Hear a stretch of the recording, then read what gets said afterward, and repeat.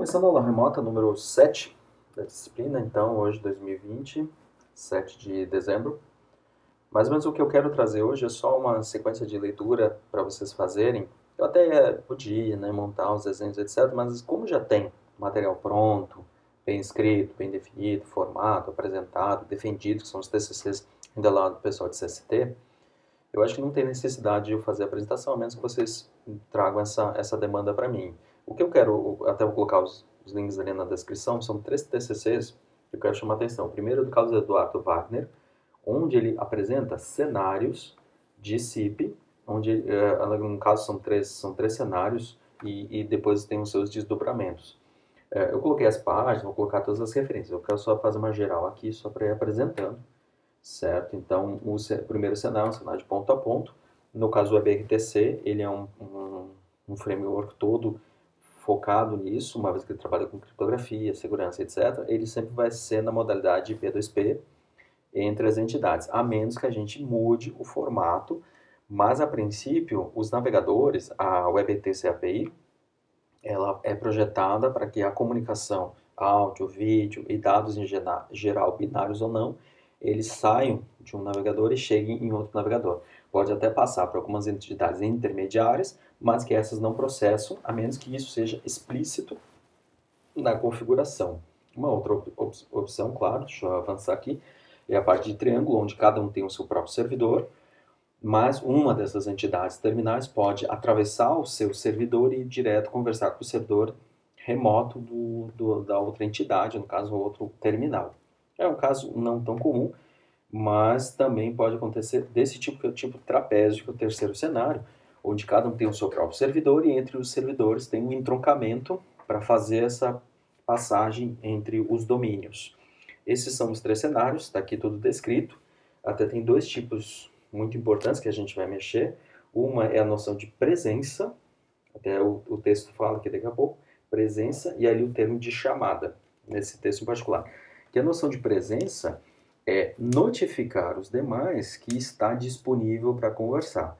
Quando a gente está falando no nosso ambiente ali de jogos, a gente tem que mostrar que os usuários estão dispostos, estão organizados em salas de jogos, que é um termo, uma expressão bem popular, e eles ficam disponíveis para poderem entrar nessas salas e ficar disponível para poder receber um convite, estabelecer uma sessão de mídia e aí eles começaram a jogar de fato. Então, na verdade, tem 2 estágios iniciais para poder jogar com outra pessoa.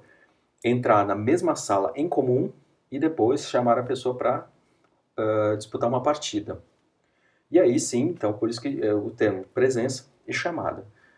Um outro trabalho que pode ajudar bastante é o trabalho do Belmiro, também de CST, onde ele fala mais conceitualmente do CIP em si, e o que eu gosto bastante desse documento, deixa eu avançar um pouco aqui, que ele fala várias coisas, além das figuras bem pontuais, como é o registro, como é o encerramento de chamadas, etc., um diálogo, que ele faz de uma forma bem resumida e bem explícita a relação entre diálogo, sessão e transação.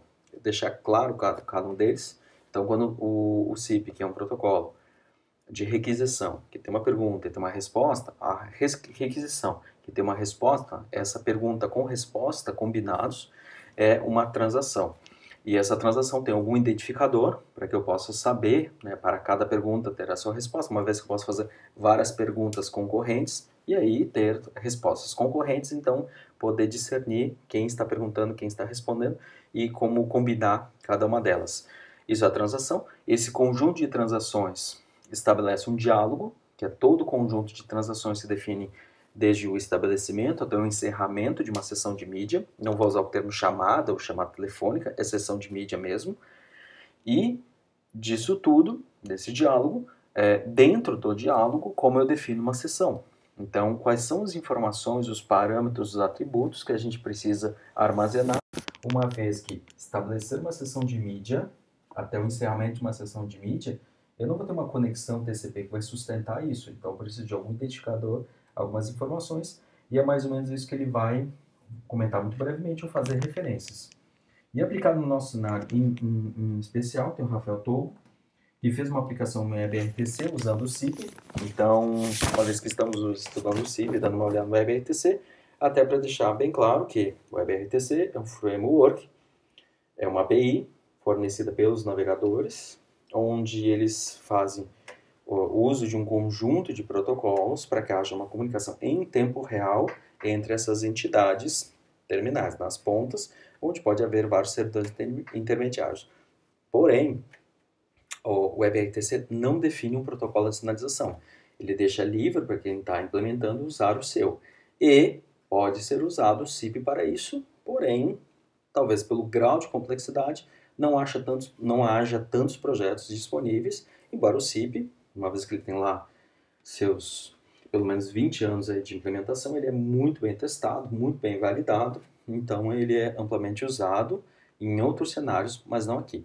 Caso alguém queira, para o seu projeto particular, já estou apresentando aqui o SIP-JS, que é uma biblioteca para fazer sinalização com SIP, e aí vai precisar do seu servidor SIP para poder receber as mensagens, fazer o registro, etc. Né? Então, quando a gente fala que alguém se registra no SIP, a gente pode fazer a analogia de ele entrar numa sala. Então, aí está disponível o SIP-JS, ou quem quiser dar uma estudada, que esse aqui é uma solução pronta, o OpenEasyRTC, e ele tem uma sinalização muito parecida com o SIP, embora muito simplificada. Ele só pega justamente essa lógica de entrar numa sala, disputar uma partida, encerrar a partida, sair da sala. Basicamente é isso. Tá? E cancelar as operações, em caso alguma não seja possível no meio do caminho, que é o equivalente do SIP. Então eu vou deixar disponível esses 3 TCCs para vocês lerem, certo? Lembrando que essa entrega número 2 basicamente é só ler, então é mais uma quinzena de pesquisa.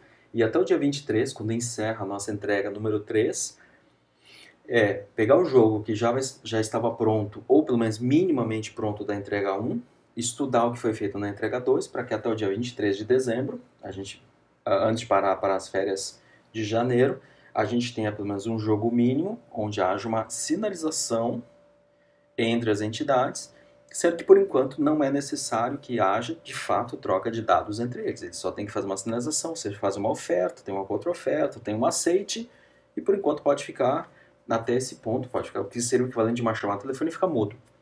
E aí depois fazer um encerramento, etc. Então, para quem quiser, tem as implementações para auxiliar, e tem a parte conceitual, que é essa parte 2, e depois na parte 3, que é a implementação. Certo? Então, por hoje é isso.